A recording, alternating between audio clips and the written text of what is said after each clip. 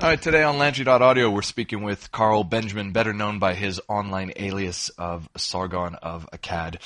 Sargon has made an extensive name for himself in the online space by joining in on the culture wars happening globally across the West, and he's taken time out of his day in England to join us.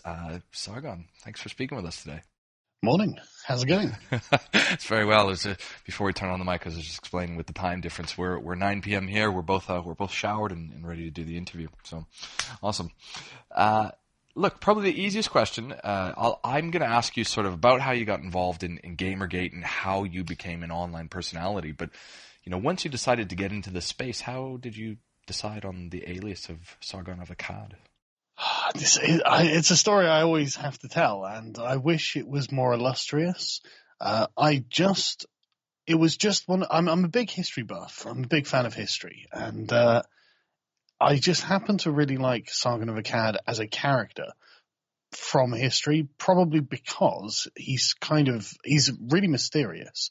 All the information we have on him is very, very minimal because he lived such a long time ago. But he did have quite a momentous impact on the Middle East in particular. So it was just one of my favorite and interesting, the most interesting characters. I liked it. I liked the sound of the name as well. And so I used to use it when I was in university and afterwards as a gamer tag when I was playing video games with my friends. And this goes back to the sort of like 2000s. Where you wouldn't really use your real name online unless you were someone famous, because you didn't know who would try and find some information or anything like that. And people were a lot more privacy focused in those days, and so on everything that I signed up to, I just used Sargon of Akkad because it was a convenient tag that I liked. And now it's kind of, I wish I'd used my real name. Do you mind then? Shall we refer to you as Carl for the duration of the chat today? Carl's fine. Either one's fine. I'm very used to people calling me Sargon. There's nothing wrong with having a pen name or anything, but again, it's just archaic now, isn't it? It is a little bit. I mean, it's the ship has sailed. People know who you are now. I mean, how has that? So I mean, for people that aren't familiar with you, you're quite a visible personality online. You've taken, again, I'm not much into the terms, but you're a voice more of the conservative and the new right now, and that has created a lot of online battles and animosity towards you. Has this infected your real life offline? Not generally in my day to day. Occasionally, you get certain communities that can be focused around causing harassment, and sometimes that does end up meaning you have to explain things to people who don't really understand anything about the online sort of culture wars. So, but I mean, otherwise it's fine. It's not a problem really. And so, how did you get involved in this? My understanding, you came out of the voices of this online issue called Gamergate with guys like Milo Yiannopoulos. Is that correct, of sort of your origins? Yeah, broadly. So I first started making videos in 2013, and it was just because at the time I'd become unemployed, and I was just sat around, and I kept seeing things that I was not very happy with happening, and I just thought, well, I guess I'd better go and say something. YouTube was an option, and so I had a very bad quality headset, and my editing was non-existent. And I just recorded some thoughts, and I suppose it just snowballed from there, and now here I am now. I started before Gamergate, and I had about, 15,000, 20,000 subscribers, something like that, before Gamergate started. But it was something I was concerned with, because video gaming was my hobby, and I was very concerned about the influx into video gaming of, well, it's not even the influx. They'd been there for a while. Radical leftists, people who are very, very far to the left, and we're not talking sort of the sort of leftists that the sort of left wingers we find in or traditionally that we found in sort of the Labour Party over here, and I presume that in Australia you've got something fairly similar, sort of centre left wing. where they want more wealth redistribution, but they don't fundamentally hate the structure of the society and consider it to be fundamentally oppressive in and of itself. They just think it would be a better society if we were to have more social programs.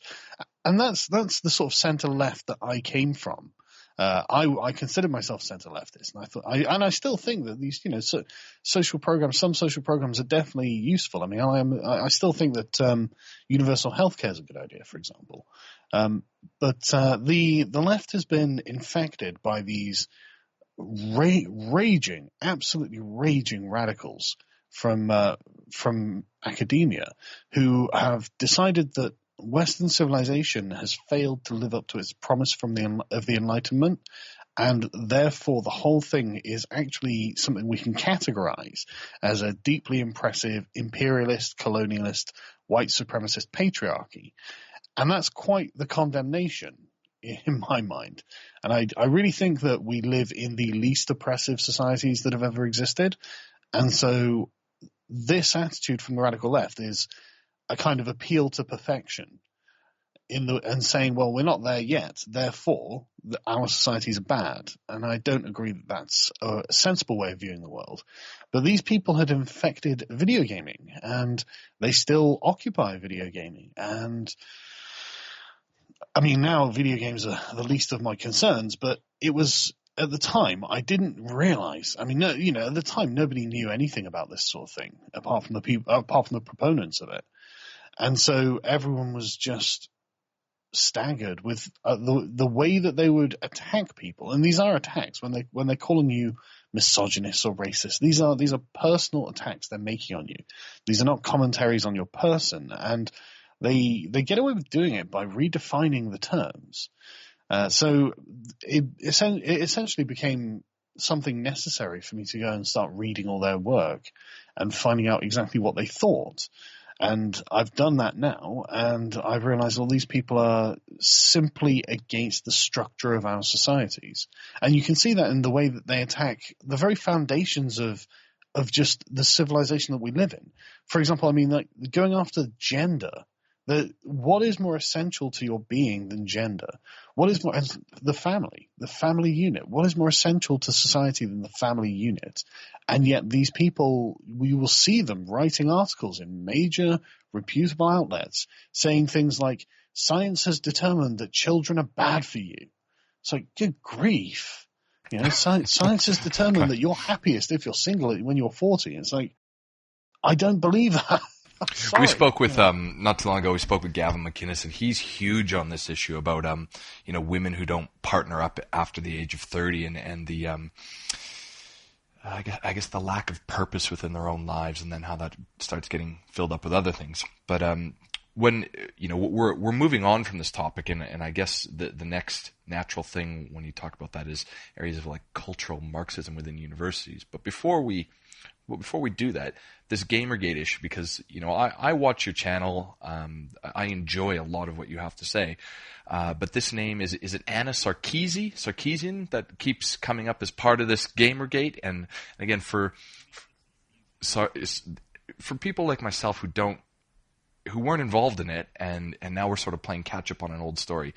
What was this? This comes back to, you're saying it's leftist, but originally it started with like sexism in the gamer community or an underrepresentation of women, because this is still, comparatively to the media cycle where we move on to a new story within 48 hours, this is still something that I hear about that I don't fully understand because it was happening purely in the online space at the time. Right, okay. So Gamergate was actually a consumer revolt against corruption, but it was a specific community that was being particularly corrupt, and that community happened to be a radical left-wing community. These people are very active when it comes to entering institutions as well. You really shouldn't use the term cultural Marxism. The correct term is intersectionality, and all of these people are intersectional. Now, intersectionalism is a lens. It's a particular way of analyzing the world. And essentially, if you think of the way that communists or Marxists analyze the world, they view the world as being organized and created by the bourgeoisie for the specific controlling and oppression of the proletariat, which is why Marx was imploring the proletariat to workers of the world unite and rise up and overthrow their bourgeois oppressors. Well, if you replace bourgeoisie with white people and you replace proletariat with women, then you have the feminist intersectional conception of the world. Same with the racial activist one. If you replace bourgeoisie with white and proletariat with black, then you have their opinion of what the white people in the West are doing to the black people in the West, and so on and so on. The minority is always being oppressed by the majority. This is the worldview that they approach everything with, and the reason that they say you can't be racist or sexist or homophobic or straight phobic or whatever towards straight people, white people, and men, because they believe that these are dominant groups in society. And they view everything through the lens of group power, and it's very much interested in power.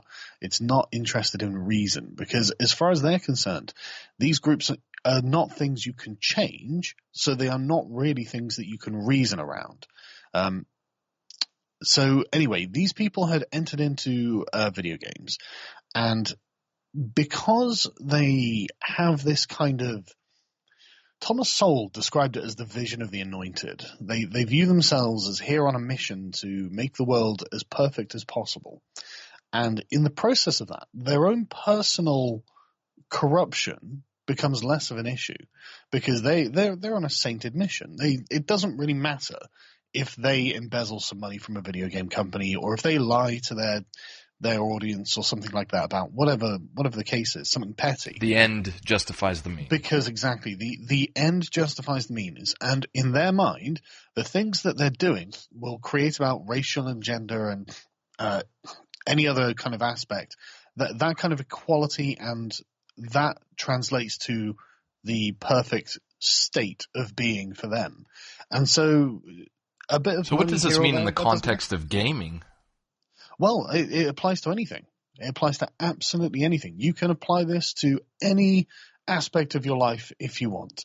Any aspect, any industry, any club, any group, anywhere where there is more than two people, where three people interact, and if one of them happens to have a different characteristic to another, you can say, well, if you've got two men and one woman, that's not equal. Therefore, that woman is being oppressed. Therefore, and any solution that is demanded must be indulged, because the poor woman is being oppressed, or the non-white person is being oppressed, etc., etc. And so gaming was just another space. And the thing is, video gaming, it's a massive industry now, and it's a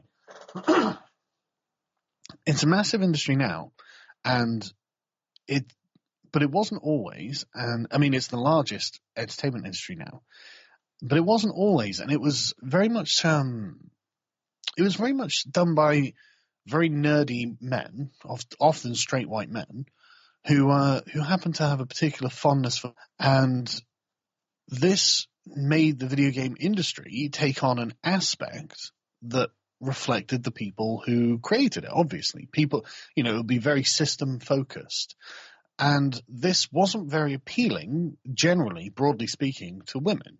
Women were always the minority in the video game industry. But that doesn't mean that they weren't welcome. It just meant that less women were interested in creating these sort of interactive systems than men. And I personally don't see a problem with that. But if you're interested in equality at all costs, then you certainly will see a problem with that. And the video game press, which is the mechanism by which they decided to sort of exert control over the industry, was a hobbyist press. It was born out of people who loved games. They genuinely had a love of video games. But that was sort of like the late 90s, early 2000s. So what changes? Well, let me finish, because this is quite important, really. Because 10 years after that, we saw a huge influx of university-educated video game critics, which is something, not that these previous ones weren't university-educated, but these were specifically on game design courses and things like this, and also on intersectional theory. And so they began applying this, and then they began sort of operating as a group, And then they began effectively attacking and shaming the audience that they would be posting their articles to and who wished to talk about video games. They would instead be trying to impose intersectional ideology on them. So that's kind of what caused Gamergate. You were talking about these gamers being left, but if I go online onto a site like Reddit, the online narrative about these gamers is that they're all incels. So are they two separate places? Or again, I'm not much of a gamer. So, I like my old NES games, but Yeah. that they're sort of grouped all together. Yeah, But yeah. am I being lied to? Or are they two disparate groups? Well, yes, you're definitely being lied to. Propaganda is a powerful tool, and they weaponize it as often as possible by creating narratives. And they make these narratives very snappy and convenient for you to remember, but very light on truth. So an incel, for anyone who doesn't know, is an involuntary celibate. These are people. This is terrible. This is one of the such a shame. Yes. Well, it's a very small number of people, and they really are a tiny number. I don't even know how big the communities are, but it's not very many, especially compared to sort of wider society and wider internet usage. It's a very, very small community. And most people simply don't fall into that. I mean, most people who play video games are young, active men who are just doing something in their spare time after work or between jobs or something. Where they get around with their friends and have some beers on a Friday night or something like that. So no, it's a deliberate misrepresentation in order to kind of make the community itself shameful. Moving on from that, today, I'm just hopping on your channel now. You've got close to 1 million subscribers. You've also got another channel that was recently introduced to, the Thinkery. But was this organic growth, or did you find that there was a topic or a particular video that sort of gave you that springboard to the fame that you have now? Oh, all organic. I mean, it obviously goes in peaks and troughs because it is organic, so that it's not necessarily continuous.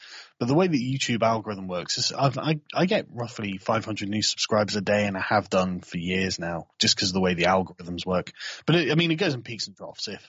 You can get a video that does particularly well that you'll get a few thousand new subscribers from, or videos that don't. It's, who knows? It's luck of the draw, I suppose, on that. Okay. And as I said, you all now also have a channel called The Thinkery. So do you just want to explain to people, I guess, how you're diversifying your product in the space? Yeah. So I try to make my videos quite informative, and I like to be able to put as much information into them as possible on my main channel. But there are always topics that really aren't worth the hassle of making a full video, because it takes quite a lot of effort to research, write, and then record and then edit a video. And so with my Thinkery channel, what I can do is effectively just record the screen of whatever it is I'm reading and want to talk about, and then record my face talking about it as well at the same time, and then just record it all in one go and edit out just small bits, like where I've had to get a drink or something.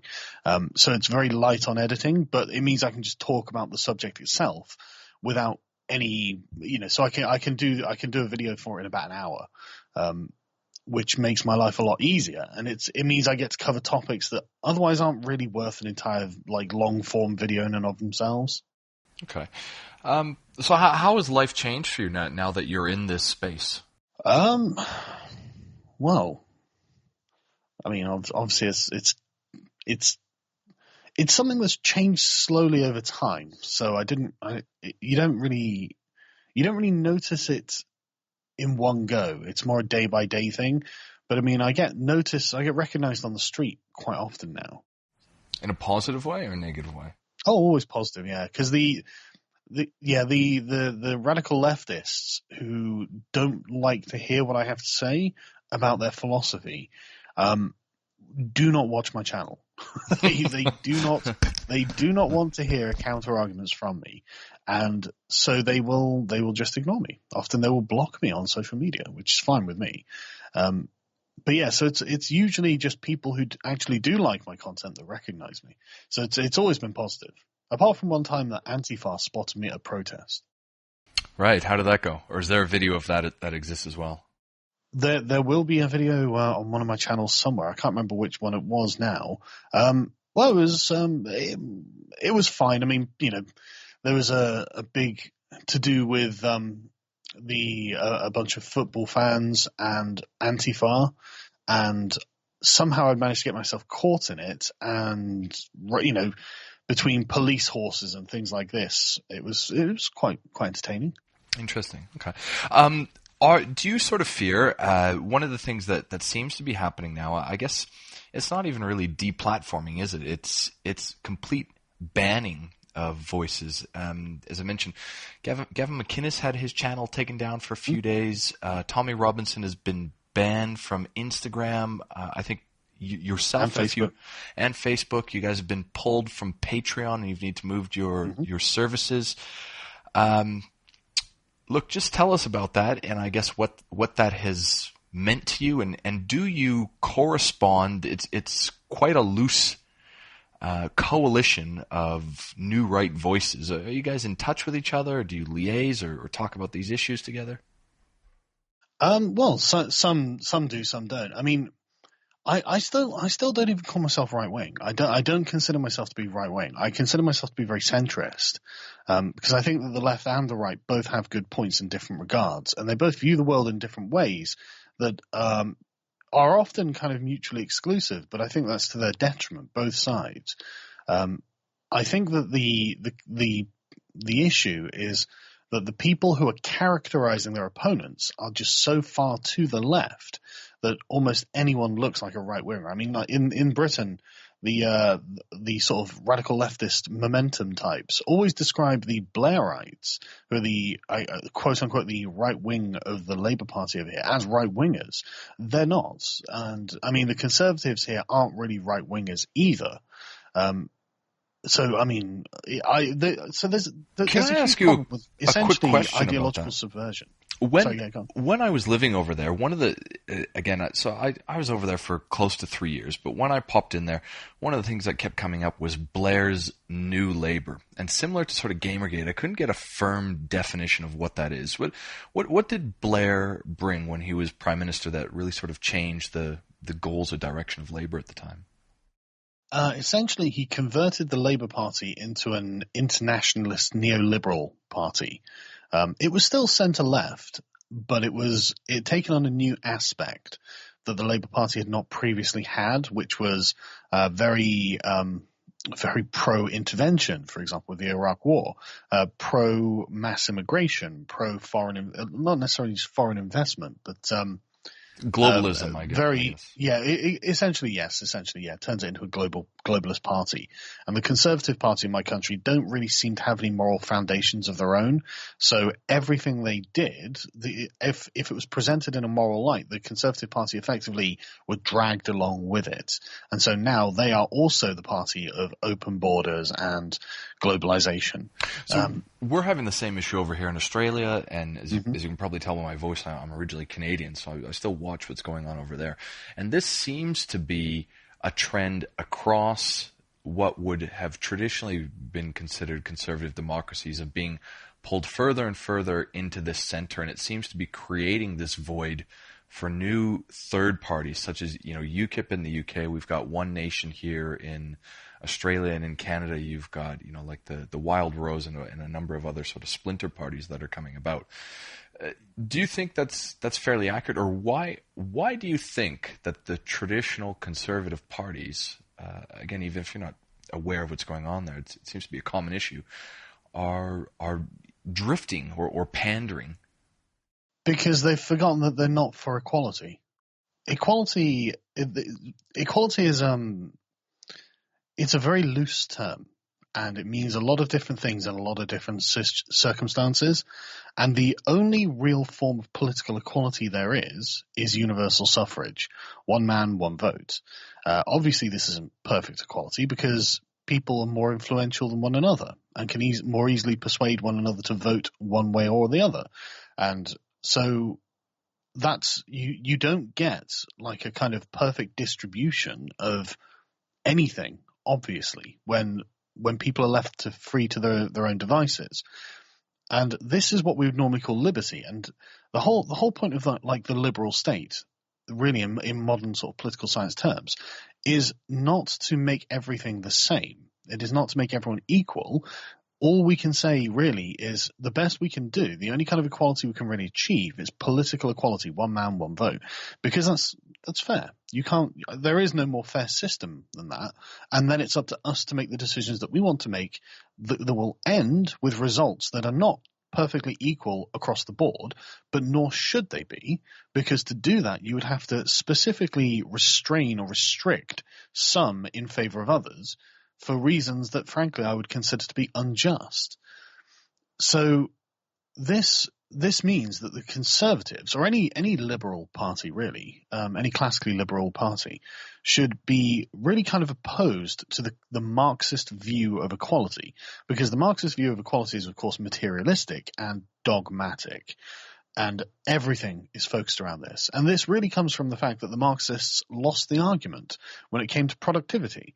At the beginning of the 20th century, the question was not from Marxists, how can we be equal? I mean, that was an inevitable consequence of what they wanted, but that wasn't really the primary goal. The primary goal was how can we make sure everyone's got bread on the table? Well, capitalism solved that problem. So in the 50s, they had a congress in Germany and decided, well, we'll change the message to how can we make everyone equal? Because it sounds like something a liberal would ask for, because liberalism originally was about destroying the entrenched hereditary power of the aristocracy.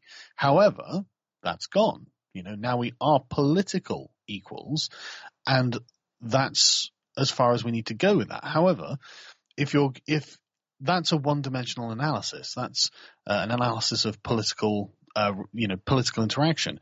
If you look at like gender or race or wealth, any of these other categories, naturally things are not equal, but nor should they be, because people are not equal. People are all different. No two people are equal on anything. So the best we can do is political equality. And so the Conservatives have effectively been ideologically subverted by the Marxists by simply have been led by the nose. And the Marxists saying, well, that's not equal, that's not equal. And the Conservatives never, ever being able to find their own moral fiber and summon up their courage to say, no, it shouldn't be equal. It should be fair and accountable and free. And so this is, again, now we're coming back a little bit full circle about these voices online that are getting banned.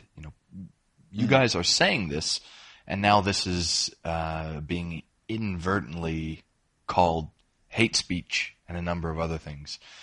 How did we? Yes. I guess how did we get to this point, and what happens from here when clearly you can term it the silent majority whatever you want to, but the subscribers, the views, it's evident, and especially when I see unfiltered video of Tommy Robinson gatherings across the UK, thousands upon thousands of people are showing up for this, but there apparently no longer exists an outlet for anyone to be seen doing this. Well, I mean, we still have some platforms, thank goodness, but the far left have a very exacting set of standards when it comes to speech codes. They frankly are like blasphemy against progressivism or intersectionality. They very much are like blasphemy laws. For example, if you say the wrong thing or say something offensive or insulting in the wrong way on one of Silicon Valley's platforms, they will definitely remove you, and they will feel morally justified in doing so, even if that's your livelihood that they're taking away. Because to them, speech is violence. They consider speech to be violence. Now, a regular person will say, well, that's ridiculous. How could speech possibly be violence? But they somehow make the case. They will say something like, well, I mean, it causes emotional hurt, which is a form of pain and suffering and then violence, which, I mean, it's very first world problems in that regard.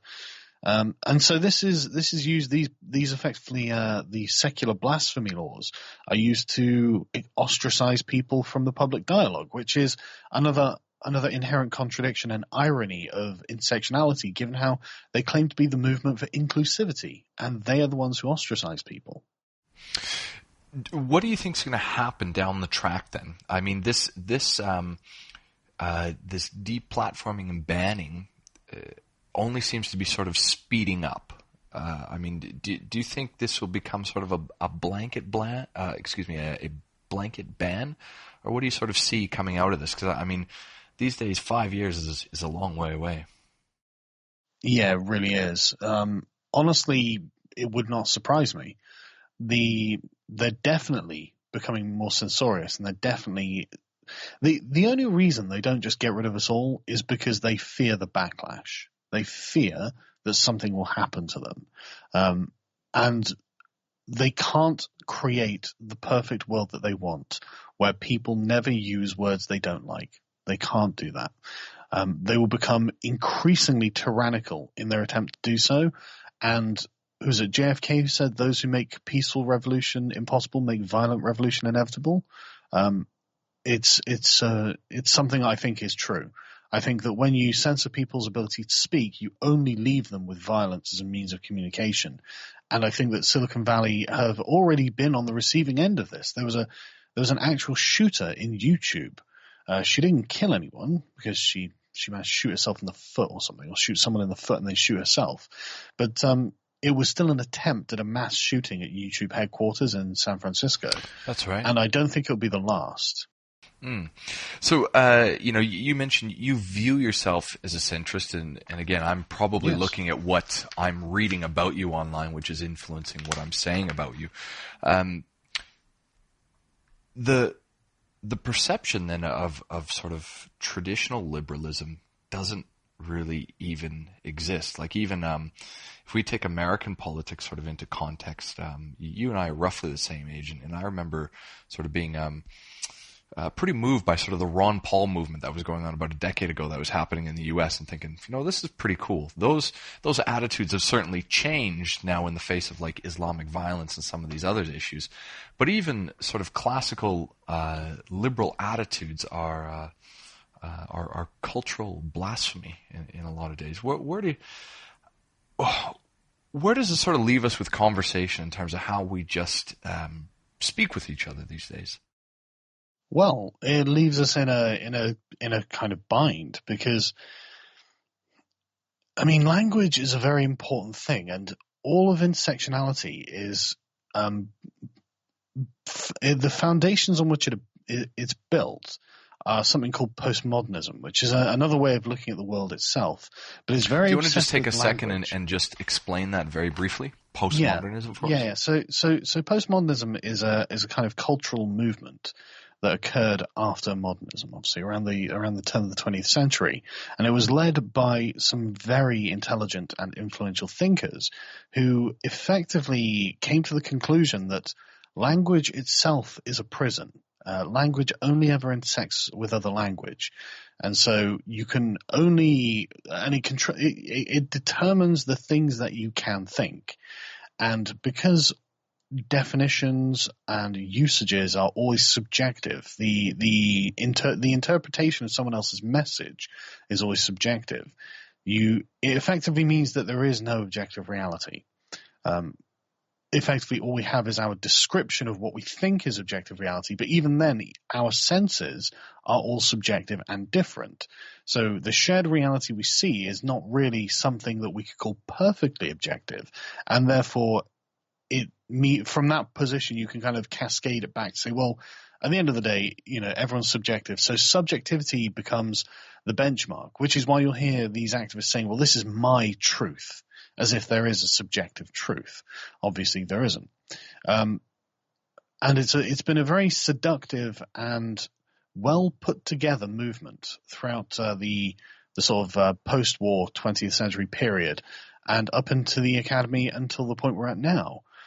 And so we find ourselves in a position where we have to effectively reconfigure why we do what we do and what we believe. And I mean, for most people, this isn't going to be something to think about because, I mean, for most people, reality is as they experience it, and things work, and that's good enough. But that doesn't necessarily mean we can identify exactly why things work.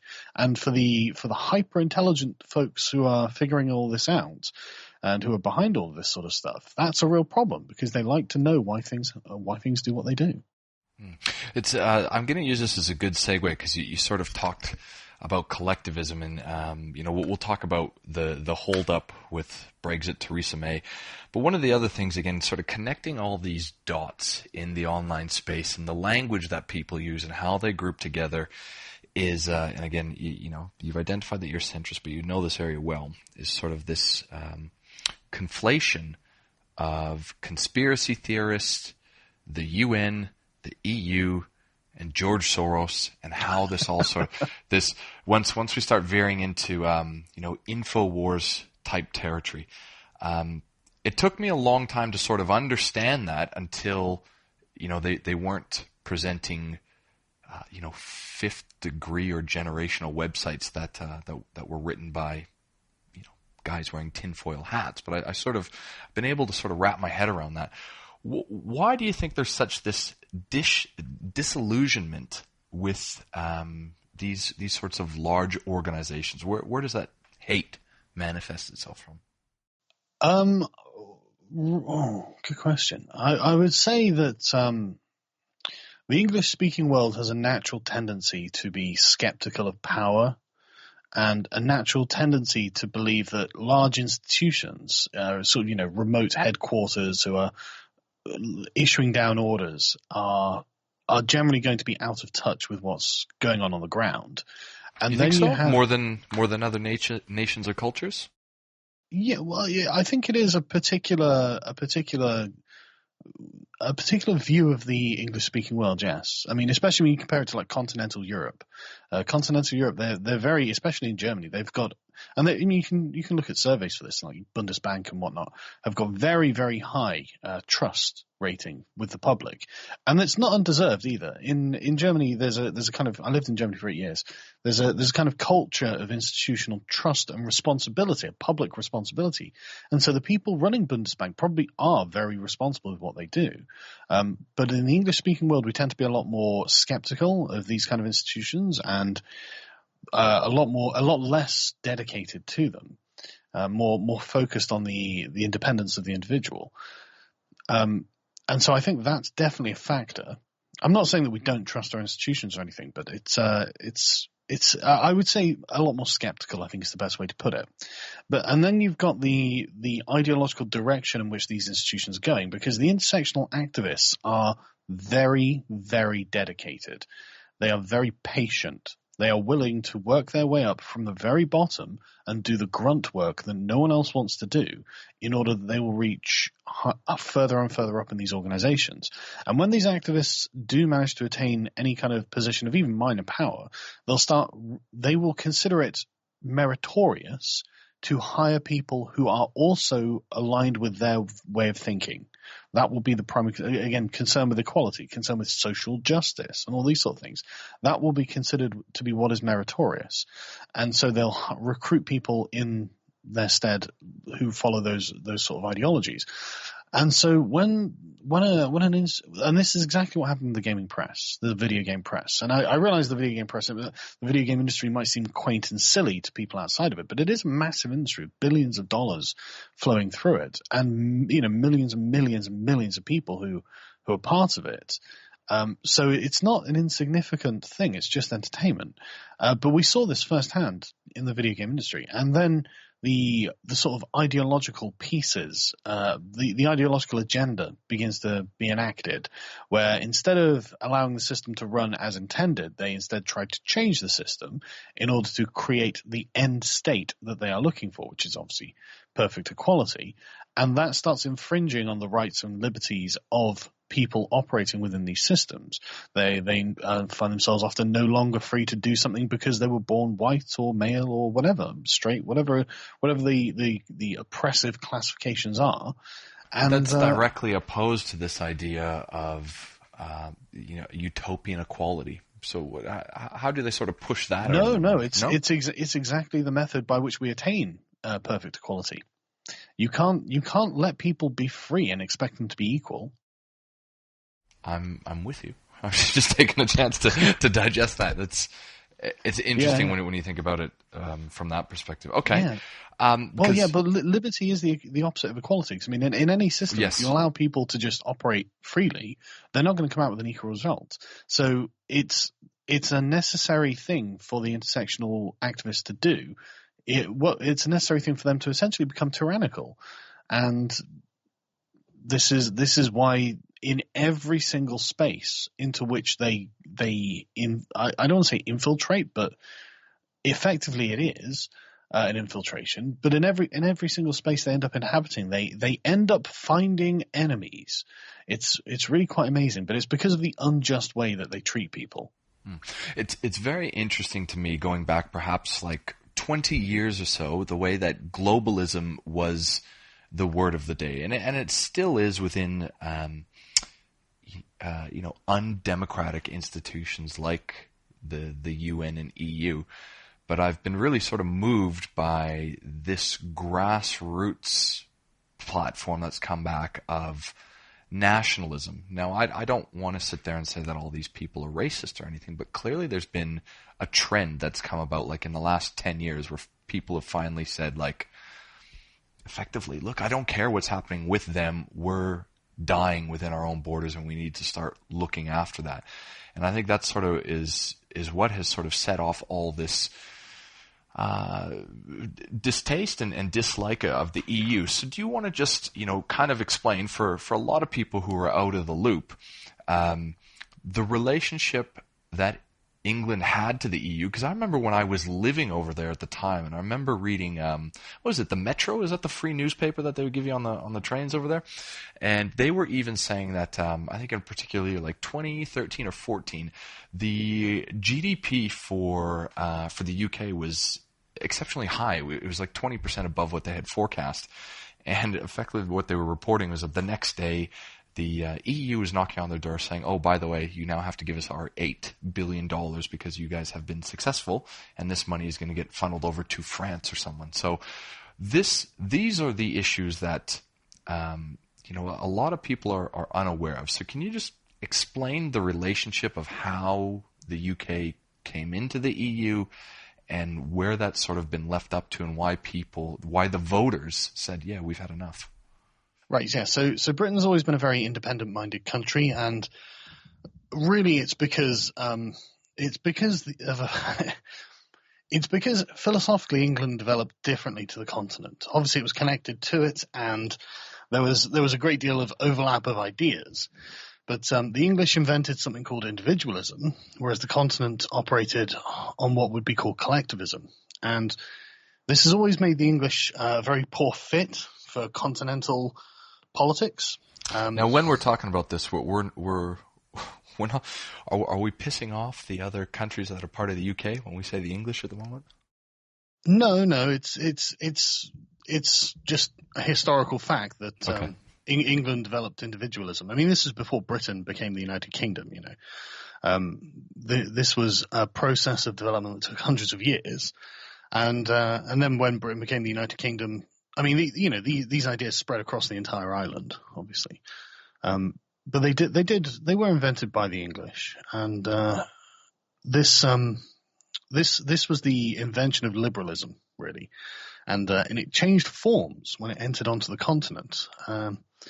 But this is the sort of major schism between the British and the Continentals, and so when in the 70s, I think it was, the post-war period, Britain was actually doing quite badly financially. We were decolonizing the empire. We'd found ourselves with massive debts to the United States after World War II, after defeating the Nazis.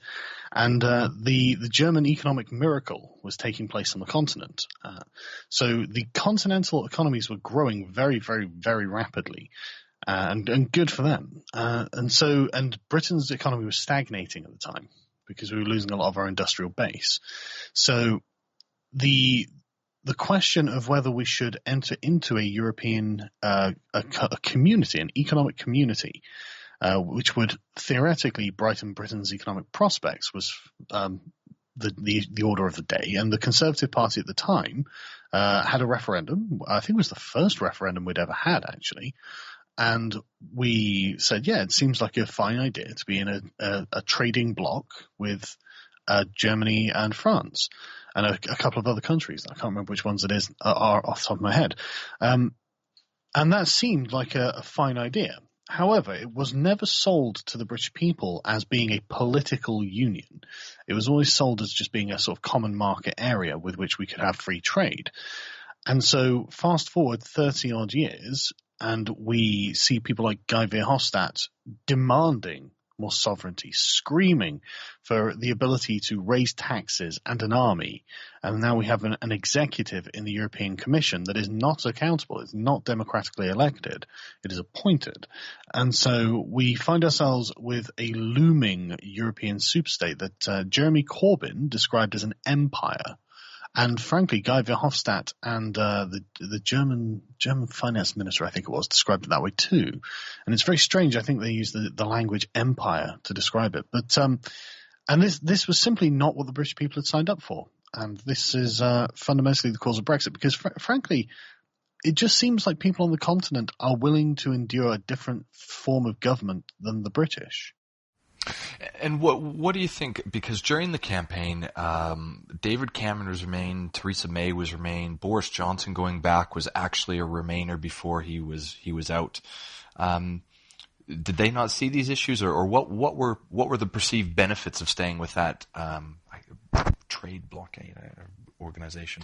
Well, it was now it's a super state, or at least on the verge of becoming one. The only thing it lacks is an army and the ability to raise taxes. So that's all it lacks from being a state. Yes, I would put this down to, again, moral cowardice. I think that politicians who are interested in success would be very interested in independence. I mean, usually it's very difficult to keep any kind of nation under the thumb of another without oppressing them, without making them stay. But in the case of the European Union, because this has been done like a frog boiling in a pot, I think we're at the point now where our leaders have so little imagination and they have such fear of the economic disruption that it'll cause that they can't really see beyond that immediate problem. But it's just axiomatic that a nation that is independent is going to be able to make better decisions for itself than a nation that is under the control of a remote governing council of some sort making decisions for it. I mean, it's obvious. And a nation would never normally give up their sovereignty. But now we've effectively done that already. The process of taking back sovereignty is intimidating. And I think a lot of it is effectively deferred responsibility. They can always point further up the chain and say, well, this is a hot potato. Whatever problem has come along is the hot potato that we can pass along and blame them. And how did this become such a left-right issue? This is not something that I would have initially perceived to be, but all of a sudden, looking on the outside, this immediately became something about a debate over immigration, which is not the way that I saw it at all in terms of the free movement of the EU. Well, it's only partially about immigration.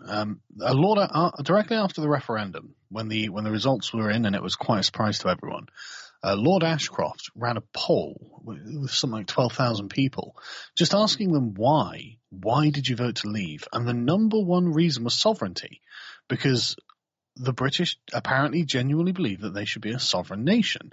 The number two point was immigration, and that's, I think, because mass immigration has done severe damage to the social fabric, especially in northern Britain, where it's not so wealthy.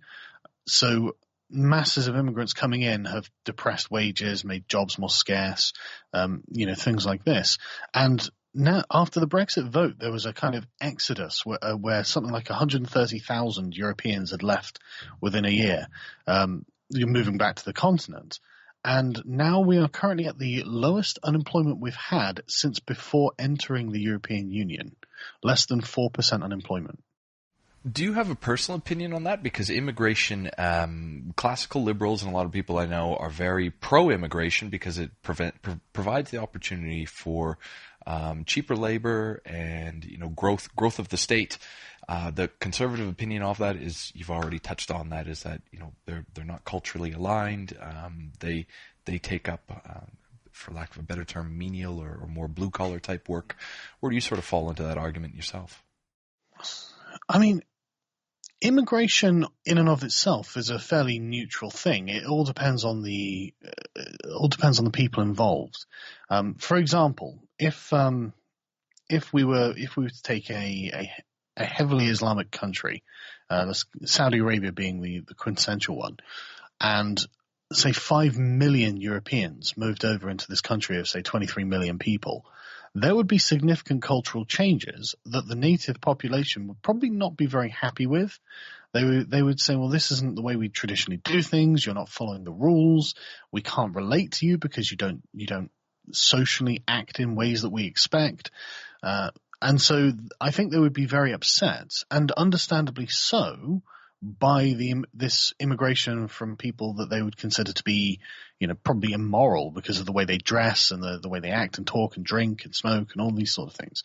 And so it would be a cultural upset to have people with this kind of radically different culture entering.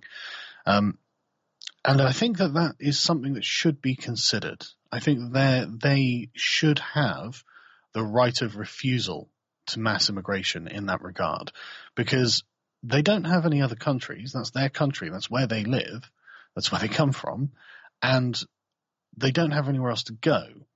And if the government that they have has decided to open the borders and allow millions of immigrants in without actually asking them whether they want that, and then continuing this process for the past probably about 15 years now, you could see why people might get annoyed about the situation. And that's not even to consider the actual like other real cultural problems where these sort of communities end up grinding up one against one another. Because, I mean, immigration in small amounts is fine because the people who come in have no choice but to socially integrate. They have to learn the language, they have to learn the mannerisms, the customs, etc., etc. They dress the same. And so they become part of the society. And this is how communities foster trust within themselves. So to be able to trust other people, they have to be familiar, known quantities. And when you've just walked around a corner and bumped into someone, it's very difficult to know that they're a known quantity unless there are some sort of obvious visual cues. Now, if I'm in Saudi Arabia and I'm wearing a thobe and a headscarf and my wife is covered in a burqa and we walk around a corner and there's a Saudi family there, they'll know we're a known quantity. We will be signaling to them, hey, we're culturally the same, or at least we're trying to be, for all intents and purposes. And so they won't find us alien or strange and discomforting. And the same thing operates in reverse to any other country, to any other culture. And I think that's an important thing. I think that people should be allowed to operate their cultures in the way that they want, free from outside influence like that. But also there are other problems that come with it as well. Because communities from different parts of the world have different value systems that their societies are built on, and this is the entire worldview that sort of forms from these value systems, it means that you can get quite terrible things happening, as we've seen in the case of Muslim rape gangs in Britain. The authorities, usually Labour-run authorities, I might add, are very quick to turn a blind eye to these things happening because they're afraid of being accused of racism. And I don't think it's racism to arrest a Pakistani man for grooming and raping a 12-year-old girl, but apparently our authorities were afraid of that. And so these gangs went unmolested for decades. And this is one of the areas that, again, talking about, classical liberalism, where I guess I've been forced to be pushed to the right with a lot of these issues that are now being presented.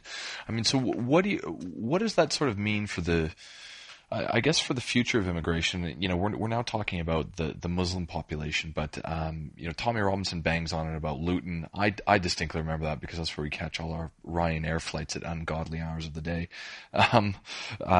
Paris, we've got some of these enclaves that also exist here in Australia. what do you do about it when you've got because again at our age, we've got they talk about this as Asians over here, and Asians we mean we mean Chinese, so less Indian. But over the years, we've been able to naturally see them stay within their own communities but integrate, and to a large degree, it seems that over the few decades, the cultures, as opposed to blending, are getting further apart with some of these Muslim groups. Yeah, the concept of a hate crime is probably most responsible for this, because usually people offend one another in order to get one another to change their behavior. So if someone is doing something you find offensive, then you will say something offensive to them. You would insult them or something like that in order to get them to stop doing what they're doing, to show your displeasure with what they're doing. Because as far as you're concerned, they've aggrieved you in some way. And I mean, most people don't want to cause trouble to their neighbors or to anyone else. And so if approached in this way, they'll say, well, okay, well, what have I done? Let me, I'll definitely at least hear what you have to say. But when you have legal prescriptions against that, against saying certain things, then that means that your ability to show these people that you are not happy with the way things are going is greatly restricted. But it's kind of worse than that as well, because then when you demonstrate that the state is showing favor to one group over another, then there are members of the group that are being shown favor that will take this as license to do what they're doing, and will do it even more, thinking that they are effectively untouchable. And effectively they are. I mean, not all of these rape gangs, all of them operated on a racial basis. All of them. None of these men have been charged with any kind of hate crime because they're not white British. That's why.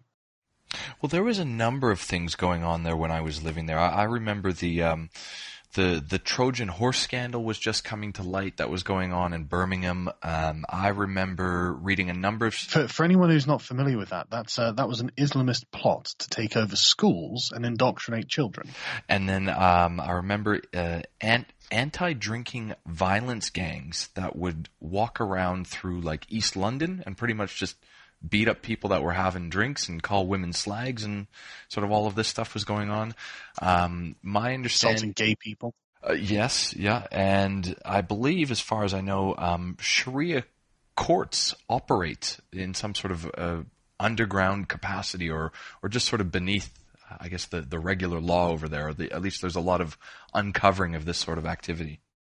That's correct. The Sharia courts, we've got over 80 of them operating in Britain at the moment, and I can't stand it. I really do not like it. The only way that they can be defended is that they are not technically legally binding, but many of these communities are so insular now because of the numbers of people who have come. Because the problem with immigration is not the immigration itself. It's when the numbers are too great that the people who have arrived don't culturally acclimatize to the place that they've come. And this is exactly happening here. I mean, like there are areas of cities in the north that are effectively like colonies where for example, 25% of Bangladeshi wives, women in this country don't speak English. And there shouldn't be a single person in the country who doesn't speak English. So you can see where this is going, and this is a trend that's not getting better. Well, one of the other things that I had read about that is that because of the traditional family roles of women not leaving the house or working, they represent a staggeringly large portion of welfare benefits because the wives get them, and it's based on how many children you have as well. And because of that, the benefit scheme is significantly higher to Muslim populations there. Yes, and the number of people actually in work is significantly lower. And again, if we use the Bangladeshi immigrant community as a case study, they are very, very, very poor by the standards of other immigrant groups. For example, Indians, a culture that is racially no different to the Bangladeshis, culturally different though. They are the highest earning demographic in society, way above the white, really? Right. British. Oh yeah, by far, because they are very education and family focused and very hardworking. But the Bangladeshi culture is that the wife is to stay home and produce children, and the conservatives capped the amount of money that any one family can get by the number of children they have. And so Bangladeshi communities have a single earner and a whole host of dependents at home, which tends to make them quite poor by comparison. And it's a really wonderful case study of how culture matters. Has that changed your opinion? Like, I mean, as you said, you describe yourself as centrist and classically liberal, and this is one of the areas where I've changed recently, only through dialogue like we're having now, where culture matters now in a way that it didn't probably to me going back 10 to 15 years ago. Yeah, I mean, it's because of just the sheer number of people that they can form self-contained communities. And so, I mean, and the thing is, I lived on an English camp in Germany for about 8 years when I was younger, and I don't speak a word of German because the camp itself was self-contained. Everything was in English. It was effectively a small area of England in Germany that had been put there after the Germans had lost the war. And it's decommissioned now. It's no longer in effect now. But when I was younger, I grew up on there. And there's no, and this is why I'm so aware of the Islamic immigration in particular to Britain, because other communities don't seem to do this in the same way. It seems to be Islamic communities that have a kind of hostility to the native British culture, not openly necessarily, but there is a definite conflict of values there. And it's being expressed in numerous ways. But the reason I don't speak any German is because there was no pressure for me to do so.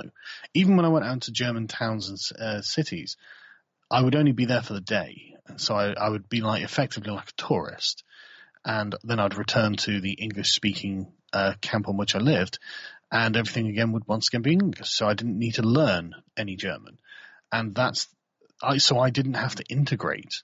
And that was, I mean, honestly, I wish that it hadn't been like that. I wish I had to learn German, because it would have been useful to have a second language, and I'm no good at languages. So, can we just ask you what you were doing out there? I mean, 8 years. I was a child. My dad was in the forces. Gotcha. Okay. Perfect. Yeah. So it would have been very useful to have learnt German at a young age, and I would have had a second language I could use. But unfortunately, I didn't. Because I didn't have to. And these people over here often, I mean, many of them don't have to either. Like I said, 25% of them don't speak English. And so it's just one of those things where I mean, no one had a negative intent going into any of this, but that doesn't mean that we didn't get a very discomforting result. And so at the moment, I really don't see mass immigration as being advantageous to a country that is currently struggling with the consequences of mass immigration. I think it is time now to close the borders. We've had mass immigration for 20 odd years. We need to be able to integrate the people who are now here. Well, there was a really good article that I was reading a couple of years ago talking about this, and one of the things that they were addressing is that, again, it wasn't at the time. I don't think it was specifically about them, but they were talking about first generation born in the country. They don't necessarily feel ties to either place because they are, if they're raised in that household and their ethnicity, they're now in a new country, and possibly because, well, kids can be assholes. They may not have had a very good time growing up, and they, the homegrown terrorism is what you want to call it.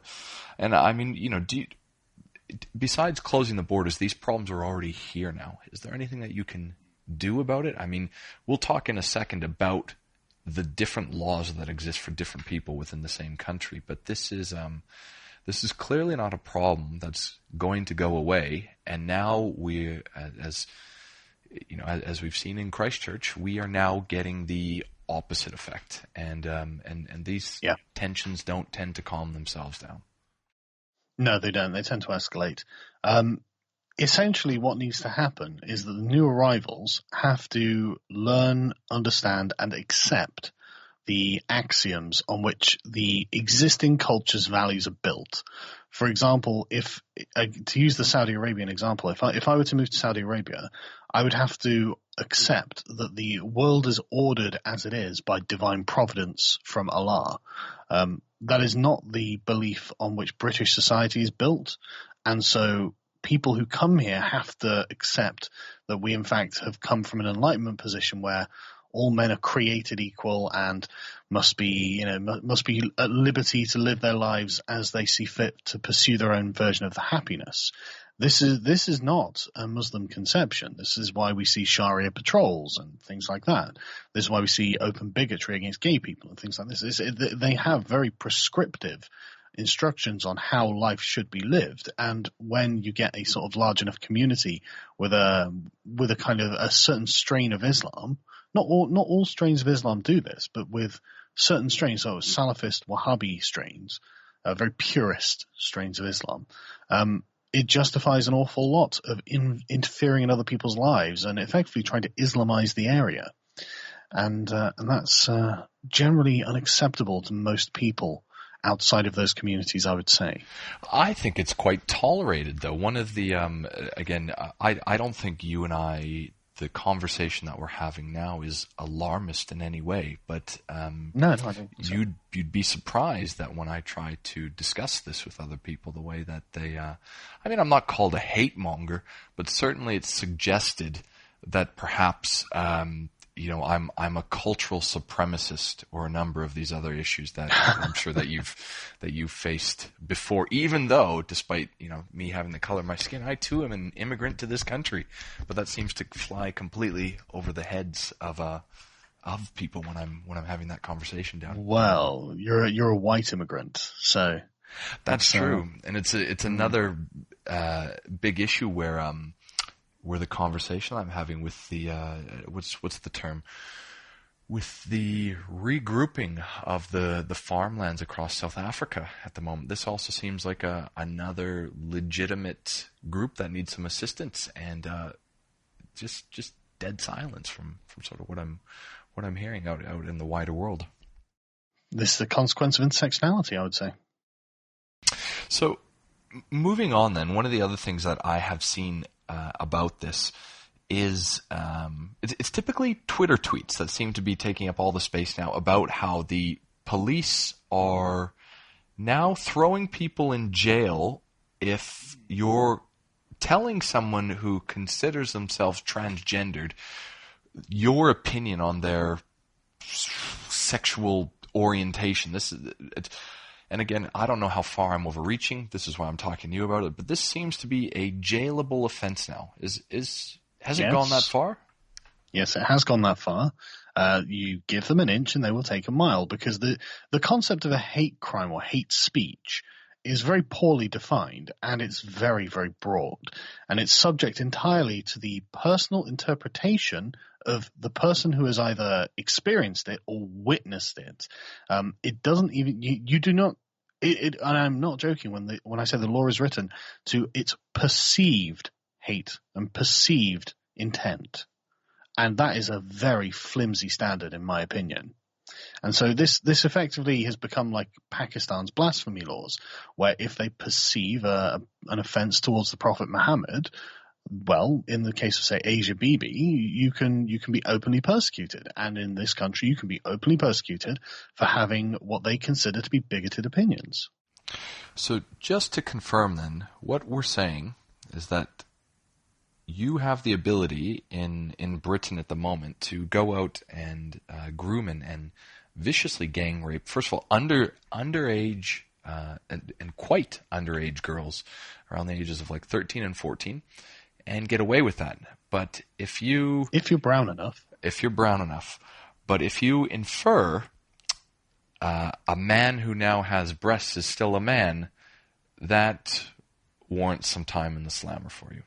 Well, there was a great example of a court case that was read out by it was about a man who had been a serial sex offender, rapist and whatnot. I love the way you guys use the word sex pest over there. It's one of those words that I quite enjoy.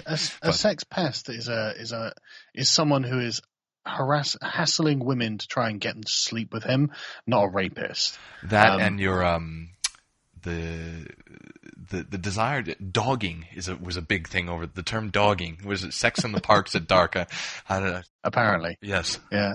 But this chap was a serial rapist and offender, and he was sent to jail. And while in jail, he decided he was going to transition to become a woman, and because intersectionality apparently controls the British state, the authorities didn't really know what to do other than to move him to the women's prison. And you can imagine what happened next. He started raping women. And so when this was brought to court, they had to describe her penis, and it was described as the woman's penis in the court. That's right. And yeah.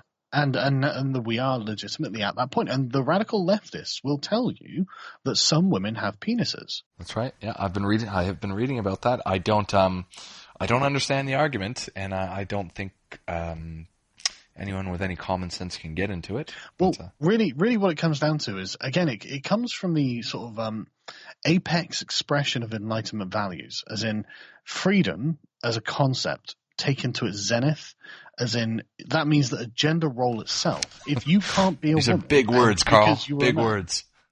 Yeah, but but it's what they're saying. What they're saying is, if you are a man and you want to be a woman, but you can't be a woman because you are physically born a man, then you are not free. Yeah. And so what they're trying to do is change that, and so what they want to do is alter society, the world itself, to make it so that if you want to be a woman and you were born a man, then society is obligated to accept that you are a woman, and you are entitled, like on the NHS as well, to get your gender transitions. I mean, I don't know if they're actually paid for on the NHS. I assume they are, but I certainly know the activists want them to be paid for by the state. But you are entitled to modify your body and have any, use any female-only services or facilities, be treated as if you were a woman by the authorities and by society at large. These things are all in the service of complete freedom without restriction. It was over here. There are cases of the military also paying for it. It's become one of these services where now, if you're an enlisted soldier, I'm sure I've read of a couple of cases where the military will pay for that. I'm a bit outstanding. Again, just to clarify my position, I have no issue if someone wants gender reassignment. My issue is the fact that it's a jailable offense. Should you suggest that that they're not as such? Effectively, I think it's insane. I agree. I completely agree. I'm very libertarian when it comes to what people want to do with their own bodies. It's not my business. If people want to, modify their bodies in any way, it's their body, it's their property, it's them. So they get to decide how that's the case. However, that doesn't give them control over my opinions, and that's what they're trying to get when they use the term "trans women are women" to ensure that you're not allowed to distinguish between a woman who was a man and a natural-born woman. Okay. Look, I don't want to keep you on the line for too long. There's a few more questions that I had, and I want to make sure that it's still interesting to the people that we're talking to. So where are we at with Brexit at the moment? We've hit it's gone back to the House of Commons. It said no. Apparently we were just I won't say we. Apparently the Conservatives were at a point that they were just going to walk away. May is at a point of no confidence with her own party. What options are left here? Very few. The European Union isn't really interested in extending the Article 50 deadline because they've spent the last 2 years making their preparations. I mean, for example, I recently saw on Twitter, let me just read it. The European Commission, the executive body of the European Union, tweeted out, while a Brexit no-deal scenario is not desirable, the EU is prepared for it. So they are expecting, I think, at this point, no deal. And this is the position we should have taken from the beginning, because this would have been. Mean? What does a no deal? So you've got 30 years of entanglement in contracts. So no deal is just walking away. What exactly does that mean? Well, it means we'll leave the European Union without necessarily having a free trade deal. So we'll leave the customs union, the common market. There'll be end of freedom of movement and various other things like this. And so this will cause short-term business disruption, but what we'll end up doing is just trading on World Trade Organization terms, which is these are the terms that the rest of the world uses when they don't have trade deals. So it's nothing out of the ordinary. Something like 2.5% tariff at maximum. So I mean, there will be a modest price increase on some goods that come from the European Union.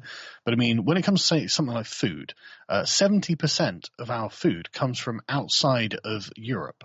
30% comes from the wider world, then 50% we grow ourselves. So 30% of our food will get slightly more expensive is what's going to happen there. It also sounds like you'll create new markets or bring these back domestically. Absolutely. I mean, one of the great fears of the Irish economy at the moment is that South America is going to supplant them because we get hundreds of thousands of tons of cheese and beef from Ireland every year, and South America is chomping at the bit to give us these cheaper than the Irish give them to us. So it's not a one-way deal, but we've been propagandized for the last 2 years as if this is a one-way deal, as if Britain is not, in fact, the 6th largest economy in the world, and is, in fact, some tiny state like Luxembourg that can't exist outside of the European Union, which it's obvious nonsense. I mean, like the head of the World Trade Organization has said, well, this is not the end of the world. Why are you acting like this is? And it's in the negotiating process, the Conservative government under Theresa May has been so exceptionally weak, and I guess kind of whipped by the Labour shadow government, that they think that no deal is an apocalyptic situation to the point where they have actually built a nuclear bunker in London because they think the catastrophe will be so bad. I'm not joking. I'm not joking. That's genuinely something that's happened. They think of it like it's going to leave the country like Mad Max. So where does that leave? Where do you see this headed? I don't know. No one knows. That's the thing. It's an absolute disgrace how the Conservative government have handled this.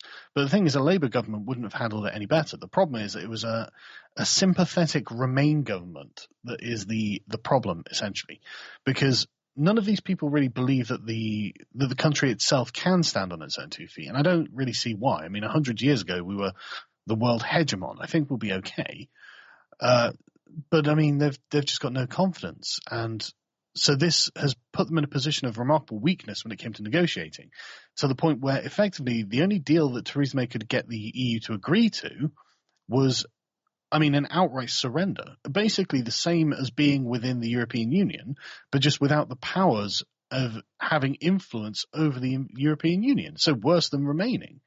And obviously no one's in favour of that deal. And so she couldn't get that deal ratified by Parliament.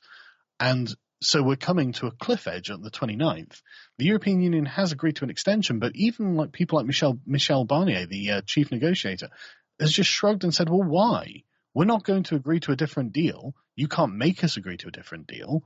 What would be the point? But they will charge us £1 billion a month for the privilege of getting this extension. So, I mean, any sensible negotiator at this point would say, okay, we'll just cut our losses and just leave. But for some reason, the Conservatives and the Labour government in Parliament, the Labour shadow government in Parliament, have got themselves into such a position where they just can't do that. And so they've voted specifically to take no deal off the table. And that's like walking into a car dealership and saying, look, I want you to lock those doors and not let me out until I've bought a car, and then seeing what kind of deal you'll get from the dealer then. Obviously, you are completely at their mercy. And we've deliberately placed ourselves completely at the mercy of the European Union. And that's put the European Union in a position of remarkable strength, which is amazing because the European Union itself is a really weak institution. It's facing a widespread Eurosceptic movements across the continent, and its second biggest net contributor is leaving. So the whole thing appears to be falling apart at the seams. The euro crisis in Greece has never been resolved. That's just been kicked further down the road. So at some point, the fact that Greece's economy doesn't compare to Germany's economy is going to have to be addressed. Who knows how they'll do that? And there's no provision for a country to leave the euro once they've adopted it. And we're really just saying that they're heavily subsidized to people that aren't in that area. That's what's going on over there. Okay. Yeah, because the Greek economy can't compete with the German economy. Not many economies can compete with the German economy. And so the Germans are effectively buying up large parcels of Greece through debt, through debts that aren't paid back because the Greeks can't pay them. Well, this sounds like what China's doing globally at the moment. Yes, yeah. Well, China's investing globally. The Germans aren't so much investing, but they're lending the Greeks money and holding parts as collateral, effectively. Well, my understanding of what China's doing in Africa is the same thing, is that they're lending on their own terms, and then when they can't pay back, they take over the land. Yeah. I haven't been following China and Africa as much as I need to be because there's been a bit much going on in closer to home. Sorry, when I say following, I mean I probably read an article here or there, and then you've heard it sort of verbatim. So that's still more than I'd done. So. Fair enough. So do you think? Sorry. Oh yeah, well, so yeah, just to finish, the European Union is a very fragile project, and if Britain had handled itself more confidently, we could have at the very beginning said, right, okay, well, we're going to leave without a deal unless you give us a deal. Because 2 years ago, the European Union was in absolute disarray. They did not think we were going to vote to leave. They were not prepared for the consequences of this. And we would have had a much more firm hand in order to get a fair deal from the European Union, because it would have been very easy for us both, because we're both using the same regulations. All of the mechanisms and processes are in place. We could have just said, right, we're going to leave politically, but we will continue trading as before. Nothing will change. No one will notice any disruption. We'll just politically separate. And then from that point on, we can have negotiations as two sovereign entities. But our government was too weak to arrange that. We'll talk about your involvement with UKIP, but before that, can Jeremy Corbyn ever get elected? I don't know. I would hope not. I really would hope not. It's one of the things I found quite fascinating that my conservative friends were very, very pleased when he was announced as the leader, because they thought that Labour had really just gone full Che Guevara, and effectively, from what I can see on the outside, a lot of traditional blue-collar Labour people have been leaving the party in droves, and I find it a very interesting, because he doesn't seem to be moving. There doesn't seem to be any general. I think there were a few resignations maybe a year or two ago from some of the front benchers of the shadow cabinet, but that's sort of all I've read into it. So I was hoping you might have a bit of a hot take on that. So the way we effectively have a two-party system in Britain, but we do have sort of 3 or 4 minor parties that are, they poll around 7 or 8%, like UKIP. In fact, UKIP, the Greens, the Liberal Democrats. So it's not insignificant. They are still major parties, but the two main ones get about 30% each, and that's the real power. And it's the Labour and the Conservative Party. And for the length of my lifetime and beyond, people tend to vote tribally. They tend to vote tribally. I mean, the old joke is that you could put a red rosette on a pig, and people in the north would vote for it just because it was a Labour pig. But I think that's changing, and I hope it's changing. I hope people are starting to realise that the Labour Party has become something that they had not been in previous eras, and no longer have the interests of the working class at heart. And I hope that they'll start looking abroad for someone else who will pay more attention to them and actually earn their votes, because I think the Labour Party has been taking it for granted. And to be honest with you, I hope the Conservative voters do the same, because the Conservatives have been completely mismanaging Brexit. They've completely lost any kind of moral centre that they've had. They do not stand for Conservative values. They're effectively now following the manifesto of the Labour Party in order to own them in Parliament. And both parties are breaking apart now. There's an independent group that have split off from both the Labour and the Conservatives, the sort of Blairite faction. That's right. I heard this recently. Yeah. Yeah, and there's also rumblings in the Eurosceptic wing of the Tories, and Momentum themselves are the radical leftists in Labour, who have effectively stormed the Labour Party, and they're not very popular with people who aren't Momentum. So do you think a new party can come about, though? Because we have the same thing here. There's every every few years there's like a new third party that comes about in Australia. They poll a little bit. Typically, they end up in the Senate because we have an elected Senate here, and they reform the laws as they get passed through.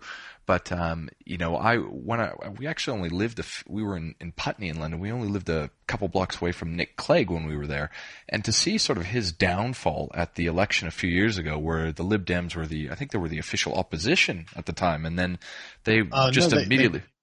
They went into coalition with the Conservatives. That's right, yeah. And then they dropped off to something like 11% of the vote, or really becoming a minor party again.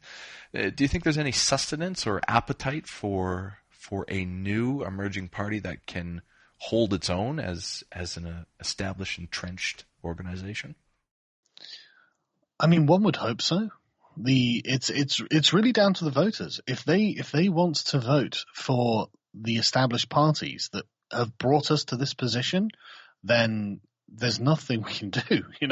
If for some reason we can't persuade them against hurting their own best interests, then I guess that we'll labour on with the two that we have. I've joined an alternative that I think will be a sensible alternative that will actually take the country's interests into consideration, because it really is the dichotomy really is about globalism and nationalism. And when I say nationalism, all I really mean is the existence of the nation state. Parties, do you think that the existence of the nation state is a good idea? And if so, why would you open your borders to make your state weaker and more global? So why would you? Can we take this back just a step then? So what we're really talking about is UKIP. And for a number of years when I was there, again, the mainstream narrative that I would hear all the time was that UKIP was a racist, white nationalist party. Again, they were anti-immigration, and they were anti-immigration, and they were anti-gay as well. That was the big thing. Even Farage didn't want to legalize it. Rather, they were certainly against the legalization of gay marriage. And I distinctly how long ago was this? Well, as I said, I moved there in 2012, so I remember even when this was previous to moving over there. I think this was still Farage's. Nigel Farage was the leader of the group at this point in time. He immediately when Brexit passed, he resigned his position from UKIP, I believe, if I'm not mistaken, and he now has a new political party. But it was a little bit interesting to me because again, for a lot of people who may just pick up the news or read a newspaper or watch the television, the narrative is that the UKIP is is there a racist party? Let's just call them that. I'm not saying I believe or buy into that. I'm not arguing that, but it was interesting to find out that you had signed up as a member. So how did you hop in their boat? Well, I've always had quite an eye on UKIP, because really, UKIP was primarily the party that wanted Brexit, and they're the reason that Brexit happened. Because when they started polling at around 14%, the Conservative Party started getting nervous, and that was what caused David Cameron to say, "Okay, we'll have a referendum," and everyone thought we'd lose it as well. Carl, after a few whiskeys, some of my favorite videos to watch are Nigel in Brussels. Yes, same here. There are many of these sort of Robin Hood UKIP sort of channels, which are, they're very populist. I guess the best way to put them, but they're certainly not racist, and they're certainly not considering anything other than what I would say are liberal values. They want sovereignty, independence, individual rights. I don't know anything about opposing gay marriage, but they certainly don't now. I don't know what maybe that was a product of a previous political era, but no, they certainly don't oppose gay marriage now. And really, their policies just seem to be common sense, level-headedness, and they've really taken on the aspect of a libertarian party at this point, because frankly, we need one. We absolutely need a libertarian style, a party that is concerned with liberty. Because, UKIP are the only party in Britain that currently oppose hate speech laws, oppose the sort of like racial and gender discrimination that the state engages in. So, universal treatment for all people. and free speech, which is one of my primary concerns, considering my job is to speak. The other guy that I really like, who I enjoy watching, is Daniel Hannan, who I think he's a conservative. Yes. He is. Member. He's an old Whig. Old Whig, yeah, Yes. and he again enunciates the point really, really well. What's Farage up to now? He does have he's come back into the fold. He's got a new party. Why did he not come back with UKIP? Personality conflicts. Okay. Yes, he founded the party 25 years ago with Gerard Batten, and after Brexit was voted for, he thought that he could just resign and that would be the end of the job. Of course, the process was left to a Remain establishment, particularly a Remain Parliament, that has no interest in delivering on it and openly says so and does everything they can to subvert it. And so he's found himself not liking the way that Gerard Batten is running UKIP, but I think that most of that is actually down to personality, because I mean Nigel Farage is essentially he's criticised Islam, especially radical Islam and grooming gangs. He's criticised the radical left in universities. He's criticised all the same things that myself and Gerard Batten have criticised. I think he's solid. I think he's solid. Yeah, I think I absolutely agree, and I wish he would have the courage of his convictions on these issues. But for some reason he doesn't, and I mean, there's a fair argument to say, well, now isn't the time, and okay, maybe you can make that argument. But I think that these things have been going on for such a long time themselves that there is never not a good time to talk about them. But yeah, so Nigel Farage has set up something called the Brexit Party, although I don't even know if it's an actual party. I don't think it's actually registered, because I think the name is trademarked by someone else, and so they're currently in some sort of legal wrangle. And recently, the lady who was leading the party, it wasn't Farage leading it, she's actually had to resign because of comments very much like Gerard Batten's comments, in fact, regarding Islam. And it seems to be kind of a shell of a party, like a hollow shell, as a way of effectively being a pressure group rather than a political party. And so, what about your own views? I mean, you've signed up with UKIP. What are you? Do you just want to say I'm part of a party, or do you have a more ambitious goal from this? Well, I mean, I'd like to see UKIP achieve their ends. I'd like to see them restore some sort of. Honestly, a lot of it is about restoring some self-confidence to the country itself. I mean, we seem to be so demoralized at this point. And I mean, if you can go back like 30, 40 years and like watch speeches from Margaret Thatcher in Parliament, and she will say, we're proud to be British, we're proud of our traditions, we're proud of our institutions. And I'm just thinking, well, that you just don't hear that from politicians anymore. They just seem to kind of loathe their own country. And I don't loathe my country. I think my country's fantastic, or at least it was. And I think it's going in a terrible direction that's going to make it a very, very negative place. And I would just like to stop that from happening. And I think that the way to do that is to become a more sort of traditionally liberal country. And Britain was the home of liberalism. We invented this. This is our heritage. This is what made Britain what it is. And now it's being subverted by what is effectively a Marxist ideology. And I really want to rectify this. The other thing that was very interesting that came out, I want to say yesterday, I can't even remember what day of the week we are. We're Tuesday evening over here.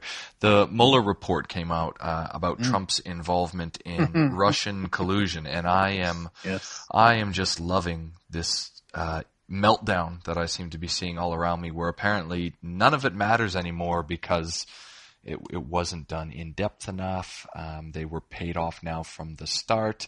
I haven't really found the Russian agent. I haven't found the actual video, but apparently Rachel Maddow was crying during her segment on NBC, which begs the question: are you really that angry that your president, the leader of your nation, wasn't involved in the collusion with a foreign nation? They were invested. They were invested in the collusion. So do you? They wanted it to be real. This and again, this has gone on for so long. I've not had the chance to pay attention to it, but I know that you're sort of across this. Briefly speaking, what's the Mueller report? Why was it necessary? And does this? Because they said he's not guilty of this, but he's not off the hook. What does this actually mean for Trump now?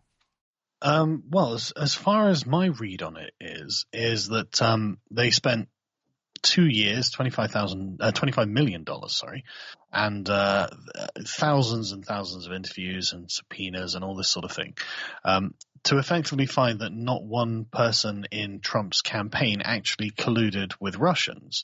Not that that's even a technically legal term in itself, but there's no sort of untoward interaction between the Trump campaign and the Russian government, which to a normal person would mean that Donald Trump is innocent, because we would naturally extend the presumption of innocence to anyone.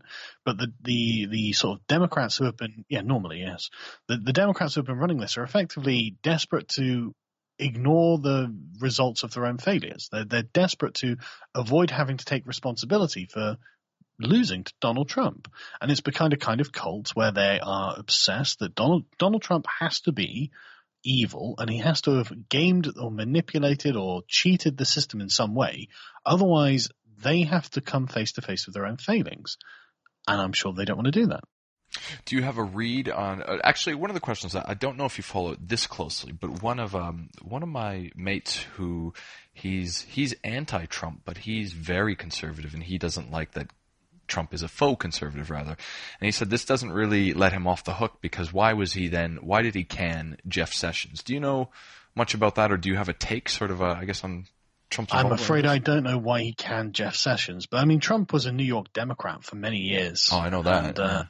And I think it was just the direction in which the Democratic Party was going that prevented him from joining the Democrats when he went for his presidential run, and probably Hillary Clinton as well. So yeah, I don't know. I'm afraid I don't know why he fired Jeff Sessions. So what do you think will happen moving forward then? Because next year the U.S. is back at the polls. There doesn't seem to be a definite Democratic frontrunner at the moment. They seem to be getting more and more into identity politics, but at the same time, there are a lot of want Trump supporters who I'm hearing about that are quite angry that the wall's not getting built. Apparently, a lot of people are paying more on their taxes on their last tax return last year than this year. I heard that, but I also heard that a lot of people got massive tax cuts. Like there are various YouTubers that I watch. One of them is a radio host called David Pakman, and he was complaining that he got a 13% tax cut, and I was just envious. I would love a 13% tax cut. So yeah, it's. I mean, I guess it's swings and roundabouts, but I think Trump is actually really well positioned. The American economy is roaring because he's a businessman. He's deregulating. He's pro-business. So the economy is doing very, very well. He is trying to build a wall, but obviously he's being nothing but obstructed by Democrats at every turn, because they've decided that a wall is an immoral thing to build, which is a ludicrous position. There is nothing immoral about putting a wall on your country's borders. You can say that it's not necessary or silly, but I mean, I think when you've got 11 million illegal immigrants in your country, a wall starts to look more here's a better sensible. question. Do you lock your door at night? Well, exactly. Exactly. I mean, they obviously do lock their doors because, they don't know who those illegal immigrants are. And that's another thing. It's like, even if you're pro-immigration, illegal immigration is not something to be in favor of, because you just don't know who those people are. Well, not only that, we have the very so there's two things happening over here. First of all, Australia is a little bit more unique because we're a continent with oceans around us, so we get boat people coming over, and they're really ecstatic because our Liberal Party is actually our Conservative Party, which would be John Howard, Tony Abbott, guys that I know you've at least had clips of on your videos, and Kevin Rudd is our Labour guy, and Labour is exactly like Labour. Our Liberal is like your Conservatives, done and done. We've got One Nation over here, which is like UKIP over there, and Labour's really against stopping the boats. So immediately when the Labour Party comes in, the word hits Asia hard that they're not going to turn these boats around, and it just opens the door for people smuggling immediately. And it's we have a lot of deaths at sea because these people are they're being stored underneath the hull in 45-degree temperatures, dehydrating, and they're lucky if the boat makes it across the ocean. Sometimes it's really a horrible thing. Yeah, and the same sort of thing happens crossing the Mediterranean into Europe, and yes. A similar sort of thing happens. I mean, there was a Senegalese migrant in Italy who took a bus full of children hostage and tried to set fire to them all to kill them. That's right. As revenge for the boats that have sank during the crossing of the Mediterranean. But, like, that's not the Italian government's fault. So I don't really know who's taking revenge for. But in America, it's actually a different story, obviously, because it's Southern Americans crossing deserts to get across open sections of the border. And what happens with this is because there's a huge amount of people trafficking. Something like, I think it was Amnesty International, one of those sort of NGO types, they found that 80% of the women who undertook this journey had been raped. And so by opening the borders, you were incentivizing this to happen. I mean, in Libya, there's now a new slave trade going on. So people trafficking is a huge problem, and open borders directly contributes to this. Before we wrap up today, the one question that I wanted to ask you about, and again, perhaps it's me not seeing it anywhere, but it's one of the issues that at least I've not seen you talk a lot about is sort of where do you fall in on the camp of climate change and man-made climate change and global warming and these sorts of things? I literally don't know. Well, no, that's that then. I've spent zero time investigating the climate change issue. There are much more immediate and pressing concerns for me, to be honest. But I mean, I think the way they frame it is bad. I think that the reason they want to frame it as anthropomorphic climate change is because of a kind of self-loathing. I think they kind of want to whip themselves for being too successful. That's not a very, very popular sell. But I think if they would say, wouldn't it just be better if we lived in clean areas? That would be a much easier thing to sell. I would definitely be happy to do that. I'd be happy to recycle and have clean energy. But that would suggest nuclear power, which I understand that the climate change lobby are broadly against for some reason, even though it seems to be very clean and very efficient. So I don't really know why. Now, just for anyone listening, I back that up 100%. The result, nuclear power is the cleanest, most readily available, and most importantly to these people that are desperate about climate change, these power plants can go up in a few years and they can handle baseload power energy. But apparently, and again, when they talk about the issues of Fukushima, these are 50-year-old power plants that weren't really well maintained, and they got hit by a tsunami. So just it's not about Cold War Russia. Yes, yeah, it's not Chernobyl again. The technology, I understand. I mean, I'm not an expert, but I understand the technology is very advanced now, and it produces a huge amount of energy, and so it seems to just be ideological to oppose nuclear power at this point. It just seems to be about conviction rather than any sensible reason grounded in reality.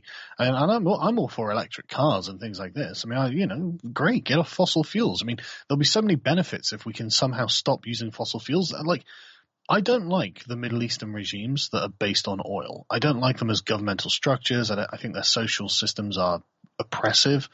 I don't like the things that they tend to export. I mean, Saudi Arabia is a net exporter and backer of terrorism, like the 9/11 hijackers of Saudis.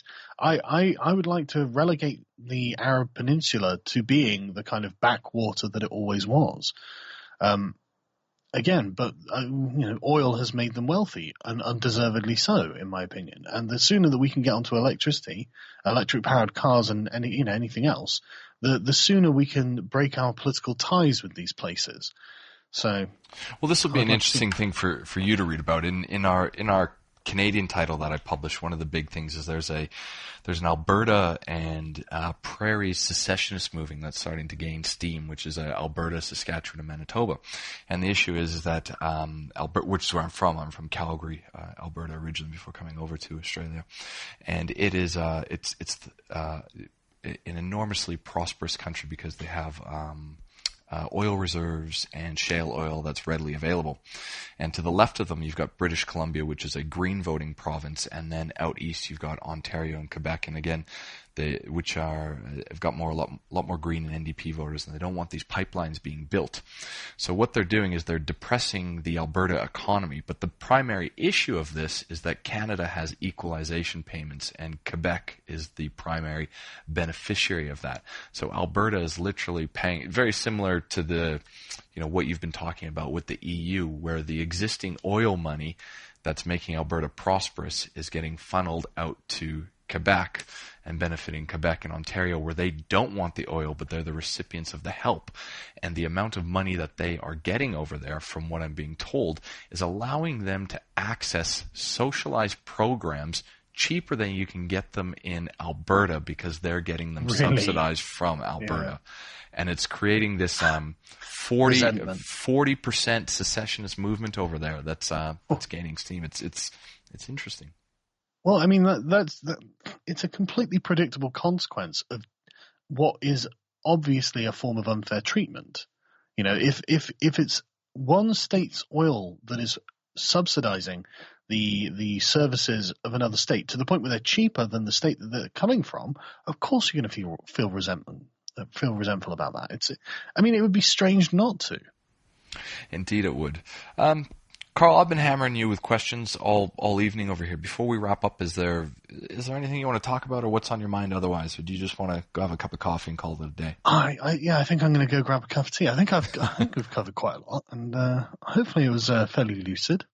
It was. Look, I appreciate your time. I think not only myself, but when a lot of people, when we watch these videos, it's sort of a lot of the content's reactionary. So I really appreciate your time to sort of sit down and say, where were you at this? How did this come about? And I certainly hope people enjoy it, and I hope a few people listen to it. Well, so do I. Thank you very much for inviting me. No worries. Thank you. Cheers. Cheers.